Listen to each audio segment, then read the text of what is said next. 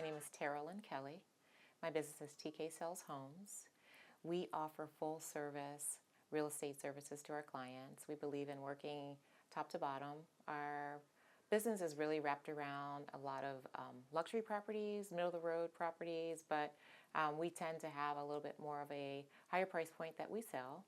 But we love to cater to every audience. Yeah. Service is like super important to me. And I believe that that's something that's lacking in today's world. People don't get service like they used to. So our team prides ourselves in really servicing people when we are working with them. Like, that's what we're here to do, is to serve. Yeah, absolutely. And I know you touched on the luxury part. I just want to say that when I first started doing these podcasts, I know I had mentioned to you before that sometimes I felt like it was intimidating talking to real estate agents, but once I got to know them, they were just like, okay, this guy's a little bit kooky, but he's fun. This one's not as stuck up as maybe I thought, and that perception that I was like, okay, I'm really nervous to interview a real estate agent. But getting to know you guys have all kinds of different personalities, different things that you like to do. Tell me a little bit about yourself and what makes you you. Gosh, well, I would say what makes me me now, I'm a big boy mom, so I have 3 sons. I think I've spent a lot of my time, developing them, raising them, helping them to be leaders in their own right. Yeah. I have a set of twins that are 19. One's at the University of Pittsburgh, one's at the University of Miami, so I'm super proud of them. And then I have a 17-year-old who is a junior, rising senior, so we'll see where he's going. I think a lot of my time, a lot of my motivation in the past has been around them seeing me as a working mom, seeing me as being present in their life, and, always seeing the positive. And, I think that it's really important for us as people to be very real with our children. And so I think that realness, along with a lot of love, has, given me a great relationship with them. So I'm very proud of that in my life. And I'm a dog mom. So I have 2 dogs. I have 2 golden retrievers. Ma'am, you are busy. You are busy. Yeah. I have Jordan and Pippin. And I love to work out. I love listening to things that improve, your overall wealth. I'm a nerd, kind of. I like to listen to business things all the time, like in creating wealth or how to help, grow wealth for people. I think that's why I really love real estate, because we get to help people strategize and, help them make more money. So I love that. I love the contract. So when you talk about like what makes me tick, really moving my body, being present for my family. I love leading my team. The part about leading my team, I think I love just watching them get outside of their comfort zone and encouraging that, and then them taking the risk, because a lot of times I think, people are afraid to take the risk. Yes. So, that's a little bit about what I do. Yeah. No, I love it. I want to go back to the part where you said keeping it real with your kids. I'd like to know a little bit more of what that means. Oh, that means that, you just have you have tough talks, you have real talks. You have a place where it's a safe place for you to talk with your children. I feel that, as parents, there's such a delicate balance right now as to, okay, am I their friend or am I their mom? And the reality is I'm not their friend. I'm their mom. But the relationship that we've been able to develop, there is a friendship there now as they've gotten older. But that comes from, respecting them as well as them respecting me and their father. Yes. And that started really early on. So when I think about how they have grown and where they are today, and just their opportunities, coming in to meet you today, I just found out that my son Jackson just got accepted into an internship program in Dublin. Oh my goodness. So to have the guts to do those things, and then to share it in our family group chat, and we're all celebrating. I mean, it's just, I really think that encouraging them, but also just being that wasn't a great decision, and this is why it wasn't a great decision, or that's awesome and this is why it's awesome, or what does leading look like? Leading is not necessarily what you say, but what you do. Yes. And so, just being able to continuously cultivate that, as well as cultivate creating organic relationships. Like, I think a lot of times it's like today's world is like go along with the group. And it's so much harder to not go along with the group. It's like the easy way out. Yeah. And so it's like, for me, what I've shared with them is that there will be times where it's going to be really hard for you to make decisions, because those decisions will make you feel lonely. But you have to remember why you're making those decisions and if they're the best decisions for you. Yeah. And in situations where you are going to lead, you're going to feel alone. And I will say that, like, leading a team, there are times where I totally feel alone. But then there are times where, and I don't say that from like a sad point. It's just like I know I have to make really tough decisions that may not be agreeable to everybody. And so when I speak to them on that, I speak to them about that from like my own life, and even growing up as a kid, realizing that I was never, go along with the crowd. I was always very like, I need to do this, I need to do that, or I feel much more comfortable here because going on along with the crowd didn't feel comfortable to me. Yeah. Yeah. But I do also believe that we need to surround ourselves with people where we can grow. Absolutely. And so, like, really being aware of who you're surrounding yourself with and why. And, not only can you grow, but are you also allowing them to grow while they're with you? So I think that that's like super important. Yeah. And I don't know, like, as I look at like keeping it real, there are just tough discussions that you really just have. And there's also discipline that you have to have. And when I say discipline, it's like the talks, what's, the boundaries, and being able to set them, and, allowing them to see that and be able to set their own boundaries. Yes. So I love it. No. And I love your point that you made, like separating yourself from the crowd. It is not an easy thing to do, but you got to make that push and get uncomfortable, like you had mentioned earlier, right? We feel so comfortable sometimes in the things we already know. We don't want to try new things. Maybe we might succeed in those things, but we'll never know because we don't try. So I really admire that you like to see your team, yourself, like pushing themselves, even if they're like, I'm scared. You're like, that's what I like to see. Because that's the way you're going to learn, right? It is. And then soon this is not going to be anything scary for you. It's going to be like, I was nervous about doing this. Like, okay, that was nothing. Thank you so much for pushing me off that cliff, like that little birdie going out of the nest, right? Yeah. So I think that's awesome, and that's a good skill and like just passion that you have, and that's great. Thanks. I would like to ask you, what's the most unexpected thing you've learned about yourself since starting in real estate? Oh, wow. Ooh, that's a tough question. The most unexpected thing. You got me moving in this chair and everything. I would say I didn't realize, this is going to sound so crazy, that I was so much of an introvert. Okay. Okay. And that really makes me in an uncomfortable space every day I work. Yeah. Every day I work. Every day I go out. I did not realize that I really do like people, but I'm very good one-on-one, but in crowds I'm very like not much more, just a little bit more reserved. Demure. Yeah. I think I definitely have to work more. So when you're in real estate, you're doing your open houses or you're meeting people for the first time, it really takes a lot for me to like get out there, even with the 23 years of working in this business. And so that's what I have learned. And I think as I've gotten older, I've become a little bit more introverted, which I know that sounds like the craziest thing that you would say, but that's what, I've learned about myself. I learned that I also learned that I'm super tenacious. Like I won't give up on anything. I love that. I think I knew that as a young child, but I'm super tenacious. And I knew I was hardworking, but I didn't know how hardworking until I got into real estate. I know that I'm a very hard worker. I think that I've built our business just on my hard work. Like a lot of people build business on networking and the people that they know, and that's something that I'm, still learning. I think I just have received most of our business from just working super hard, caring about others, and then people referring and coming back to us because they felt safe with us. Yeah. But I think that's probably, I don't know if I really want to put that on a podcast that I'm introverted, but yeah, I totally am, but I am super tenacious. Like you give me I will fight to the end for our folks. Ooh, and that's Yeah. what people want to hear. Yeah. They want someone committed to them. Yeah. You're that girl. Yeah, but I'm collaborative in Yes, doing it, of but like I'm course. very strategic and like so. Yeah, no, I love it.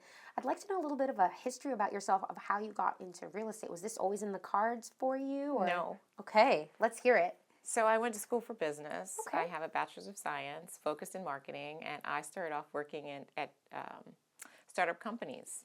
Okay. And I was like in the startup company world. I did strategic partnership marketing. I worked for AOL. I was like, this is like what's so funny. I used to do, and this dates me. So anybody who hears this knows that I'm super old.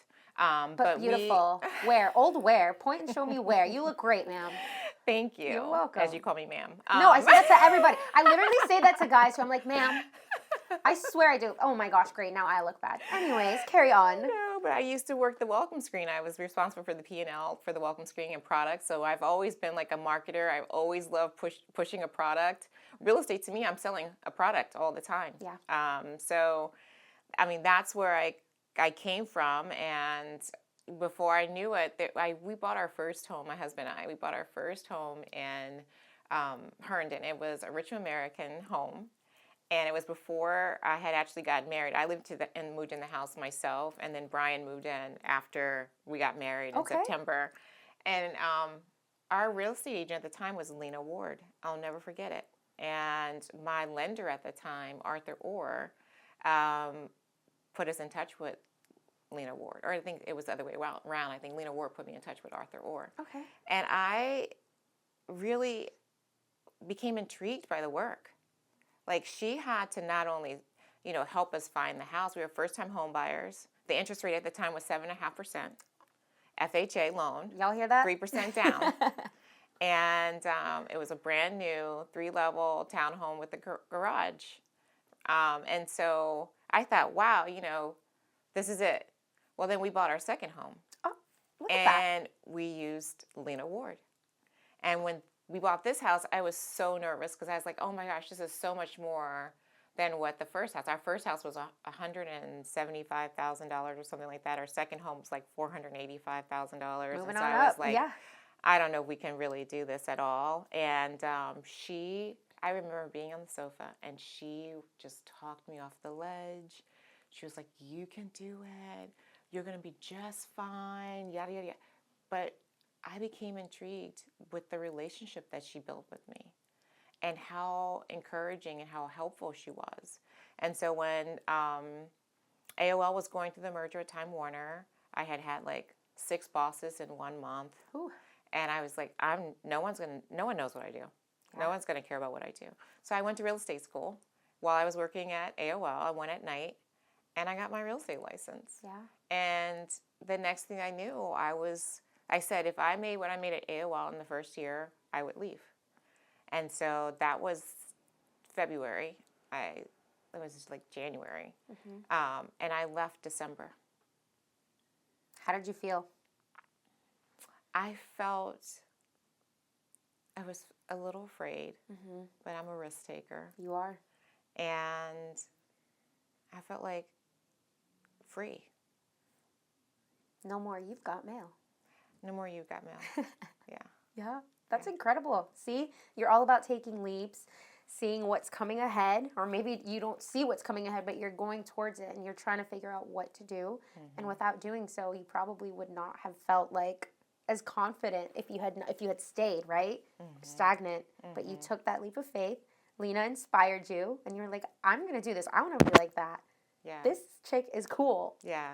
And every time I hear the name, there's something, when you get older, you start forgetting all kinds of things. But there's things you just don't forget. I don't forget Lena Ward. And I hope that, I have been able to impact people like Lena Ward has impacted me in my life. Wow. And, when you talk about like moving forward and taking risk, I mean, the pandemic was like a total example of that in our business. One of my team members is an older person, and I didn't want her out in the field, and she, means a lot to me. But we took the risk of working in that. Like, I was in the field, and she stayed back. I mean, we were doing things that we never thought we would do. Like what? Zooming? So we would, I call it Zooming. yeah, we were Zooming, but we were like doing like virtual walkthroughs of homes for our new Oh, listings man. to come. And at that point in time, we have clients that, are not technology like savvy, like it's not their favorite thing to do, but, they're holding their computer, walking around their homes and like Yeah. trying, we're like, stop right there. Right there, Okay, can you move to the side? Like, what is that? You think you can move that out of there? Like it was just like we would get off of those calls and I would be exhausted. I believe it. Because the houses that are in our area, they're not small homes. No. And so, but we found ourselves just making a way. We did not give up. We did not let fear, get in the way of what was going on or what we needed to do. And I never, throughout the whole time, I never got sick. But I was leaving tables where, like, I would be at someone's house, and the very next few days, they would say, "Oh, I have COVID. they have COVID." Oh.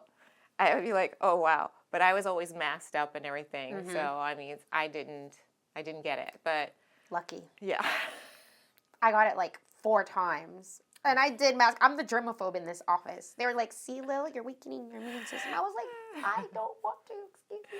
But anyway, I was like, whatever. It's because y'all didn't wash your hands and touch my doorknob. I don't know, something, right? No, I got it once, but I got it like at the very end of everything. Like I was like, I guess it was 2 Christmases ago. So yeah, I got it hosting Christmas, I think. Dang, I don't know. Merry Christmas. Yeah. So, but it was like it was almost like it never happened. Like it came through, and then like the very next day, I was like, it was a Tuesday night, Yeah. Wednesday morning. So like by Thursday, it was just like a blip, and I was like, What back kind of to COVID it. you got? Because that's the one I want. The one that just goes. I do not want it to linger. I don't know. I say vitamins, and my workout schedule maybe helps me. I don't know. Yeah, that's probably it. I don't work out much. That's embarrassing to say, but it's true. I'm not going to lie. Anyway, moving on to that embarrassing fact that I just shared about myself. What's your secret weapon for closing deals? Is it charm, market knowledge, or something else, in your opinion? Oh, I don't think it's charm at all. I mean, when we close deals, we're closing deals that are very emotional, right? So I really think that it's transparency, and it's providing knowledge so that our clients can make educated decisions. And we strategically discuss what's the best way to go about it based off of, what we're up against. Yeah. Are we up against multiple contracts? Is this something that may need a little bit work and pricing's not right? But, everybody knows that we've been like the last few years, there's not been a lot of discussion about price. It's just no inventory. And so, if you have the opportunity is to, lay your cards on the table for the most part where you feel like it makes sense to, but also to discuss that with the client. And then once the client has said to us, this is what they feel comfortable with based off of what we've shared with them, then we get after it. A lot of like our closing skills or being able to get things across the table has a lot to do with relationships too, and also I think agents viewing you as a professional in the field and how we structure our contracts and how we write our contracts. Like I can get a contract as a listing agent, and I'm like, oh, this is a mess. This is going to be a mess. Yeah. If we are accepting this contract, yes, I'm going to say it. Say it, girl. So, and there are times where I'm like, hey, this is like an offer that we can make work. You need to put on your seatbelt. I can tell you that based on how this was written, it's maybe some challenges along the way. And if you're prepared to, go with it for, the reasons that make sense for you, let's do it. Yeah. But I think that relationships also help us close our deals, but also just transparency, like being able to, share what we can share for the win for our client. Absolutely, yeah. And through all your experience in being in the real estate industry, what has been one challenge that, whether it's with a client, whether it's with fellow real estate agents, that you have been able to overcome? Maybe not meshing well, or maybe different opinion, or perhaps them giving you advice and it was unwarranted. Have you had any experiences like that? No, I think that over the years, we've all had like crazy things. I mean, you just can't help but get crazy in real estate. I think that Or all in of life. us, Yeah. right. And I also think like when you're dealing with people and their money, or you're dealing with people in general, I mean, you just have to be able to. I hate to put it so simple, but it is. It's like go with the flow, right? Yeah. And be able. I always feel like, and I tell my agents this, that you just got to meet people where they are. Right, so there have definitely been challenges, right? But I think that the most important thing, I stopped and say, because I know that what I'm about to say may sound a little hypocritical, but Say it. you have to like remove the emotion Yeah. and remove yourself. As a younger agent, I had a way much tougher time doing that, right? I just, when anybody's younger, when we're all younger, we just got more fire in our belly, Yes, right? we do. And so, and so as you get older and wiser, Yeah. then you start to work a little bit differently, right? So I would say that we've all had our challenges. I think that what I've always focused on is the client. This is not about me. Like that's every time I'm in the middle of a transaction or anytime we're working, the thing is that we focus on the client first. Yeah. If we're working for a buyer, we understand that buyer and we understand their needs. If we work for a seller, we understand that seller, we understand our needs. And we have to remember that I think the most successful agents are the ones that put their clients first. And I know that sounds cheesy, but there's so many times where people may be hung up on getting paid. And I will say this out loud. I think that that's sometimes why people don't respect us, because they think about, you're making so much to do, da da da da. But we do a lot of things, and they may have had a bad interaction with someone that gave them even more of that feeling, right? So I think that, for me, when I say, getting past dealing with the drama of real estate, because most definitely there's drama of real estate. And believe me, I've been in the drama of the real estate, but I think that as I've, matured, Yes, and grown in real estate, that our philosophy has been, our clients first. It's not about us. It's not about me. The issue is not about me. A lot of times when you're dealing in that kind of space, it's never about you. There's something else that's going on that you just don't have a window into. So it's like if you feed the fire, it will get bigger. But if you decide not to feed the fire, you can't help but to be able to like muscle through. Yeah. So hopefully that answers the question. No, yes, it does. And I think this is like the third time that I've heard someone say that it's kind of cutthroat out there in the real estate business or industry amongst like their peers and stuff. And every time I'm just like, what is going on? Like I get like so many people come through that are real estate people, and I can't picture, like, I'm sure there's one that's coming in and I don't know that they're the one stirring stuff or being the one that's like, oh, I don't want to share these insights, or I know of this great place or whatever, right? What has the experience been like for you in those situations when people are just not very nice, or it's good to be competitive, but not to the point where you're treating others like nasty? Yeah. I actually don't even, I mean, I don't give it any energy. I love that.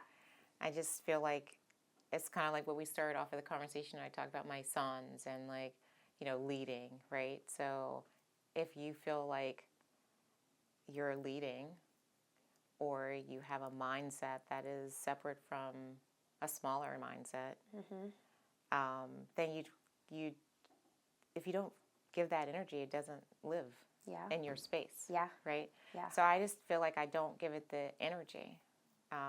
And a lot of times, I don't know, realtors, I will say this.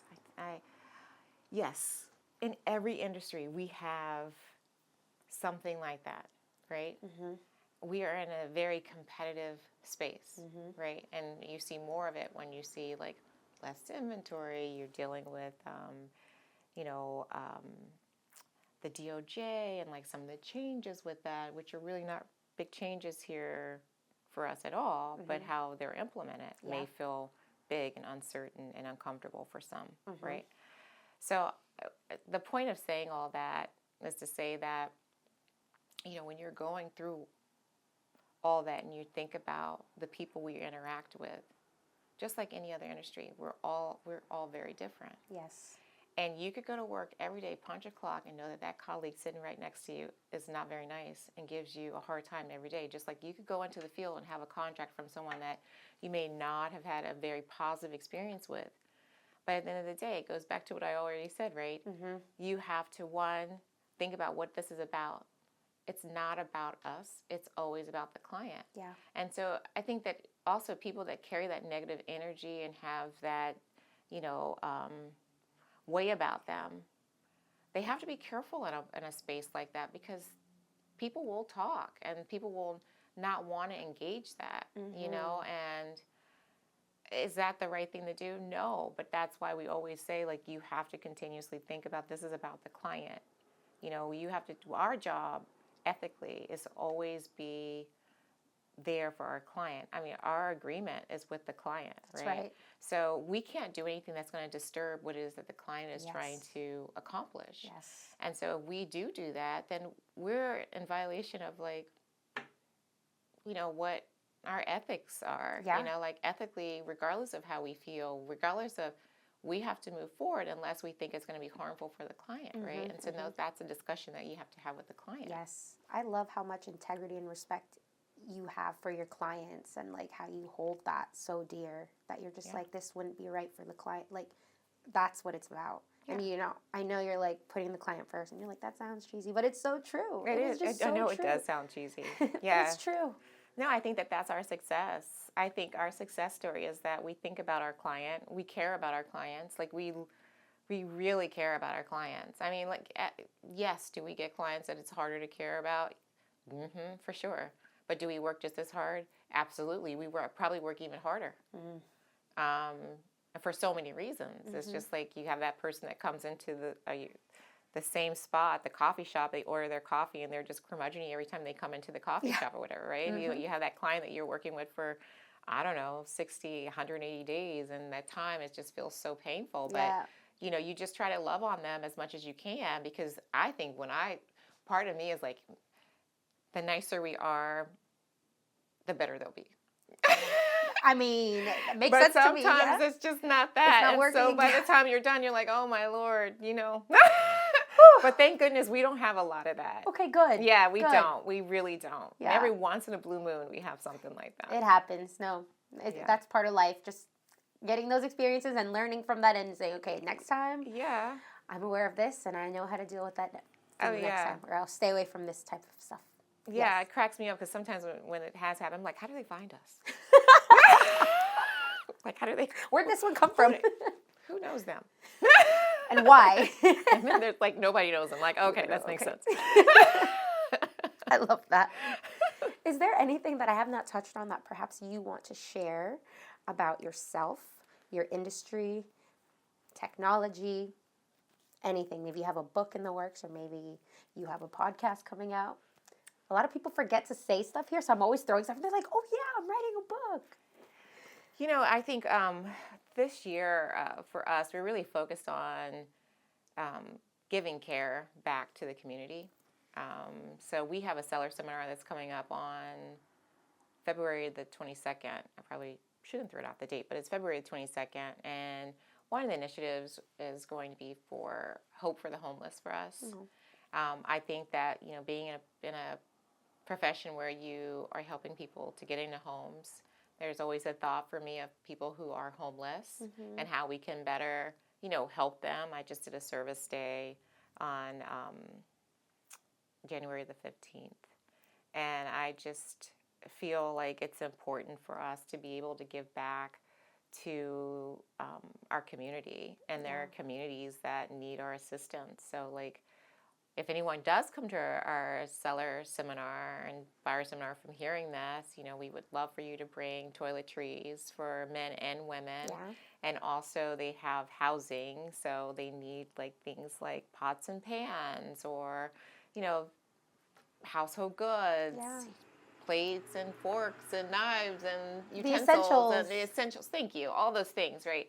So, I mean, that's one of the things that we want to focus on highly this year. It's just like during our seminars, being able to have our community come in to be educated on how we can help them, but at the same time allowing the people that we're helping to help others too. Yeah, absolutely. So that's one thing. And I guess for my group, TK sells homes. We're all about service. We love what we do. We work top to bottom, bottom to top in the real estate market. So we're never too busy to help anybody in any price range. Yeah. And people recognize us with our too late sign. Oh, okay. I love that. I want to know just a little bit more about you before I let you go. What do you like to do on your free time? Oh, okay. So I love working out. I can see that. Yeah, I love to work out. It's like that deals with all the stuff that you were talking about earlier. Yeah. You know, like what happens when you come up against someone that's not so nice? Well, On the I've already treadmill. worked that out before the day. I love to like meditate. I do a lot of journaling, faithful. So I do believe in that there's a lot of things are bigger than us. I love travel. And I love traveling with my family. I mean, I really love to travel. You'll get to travel Dublin now. Yes, I had already said that today. I'm like, oh, well, it sounds like our family's going to be in Dublin for the summer visiting Jackson. But yeah, I think travel is essential. One of the reasons why is because you get to see other cultures.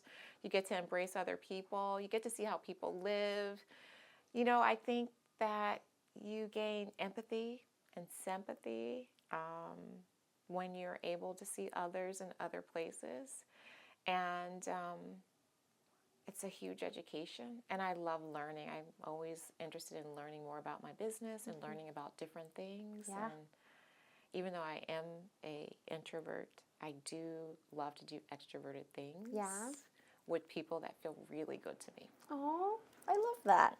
I love that. And you don't seem introverted. Like when you came in here, you're just like, all right. This is it. Well, I'm in the business of being like, all right, this is it. Let's get it. Yeah. We got to close that. Yes, we do. I love it. Okay, last question. I promise, and then I will let you go. Do you have a quote, a saying, or a mantra that has inspired you, that someone said, that you would like to share, that you use as inspiration? Well, you know what? I was a part of 6 a.m.ers for Compass. And I have this T-shirt, and I've been really thinking a lot about it, and it's about progress before perfection. And I think that really has been hitting hard because there's so many times that people want to do things and they don't do it because it's not perfect. Yeah. And they miss the opportunity. And so that has helped me a lot. I would say, like, when I first heard it, I was like, yes. But I don't feel like I acted on it as much. Oh. I feel like I'm acting on it a lot more over the last year to now. And I know that I will continuously act on it because I believe that you have to have the progress. You will get to the perfection. And maybe you won't get to the perfection, but you have progressed. Yeah. So that's one of the things that I have been holding on to. Yeah, no, that's a good one. Progress before perfection. Sometimes it's hard because we want to we just want to be good already. I feel like I think one of the things about that is that people get stuck. Like I said, when you're stuck, you can't move forward. I mean, it's almost like fear. Like today, I think there's a lot of fear, right? And there's a lot of fear over a lot of things. That's right. And, you know, when we were dealing with all the changes coming into the real estate world across the country, that, you know, the first thing is like fear, the sky is falling. Oh no, what are we going to do? Right. But the reality is that, you know, we can't be fearful. We have to move forward. And if we are able to face whatever it is that's in front of us, I think that we will be able to, we could do in our business pretty much anything if we're able to get past that fear. Like I have an agent right now, I adore her. And I was talking to her yesterday, and she had this fear of losing. And I was like, well, you know, why do you feel like you're losing something that you don't already have? See, in the real estate world, we're always saying or thinking we're losing something. Yeah. But you can't lose something that you don't have, right? In order for us to have something, we have to have some sort of relationship, right? The relationship has to be in writing. If you don't have something in writing, then you don't have anything to lose. Yeah. So at the end of the day, it's like, Why are you afraid to get after what is that you need to capture? Mm-hmm.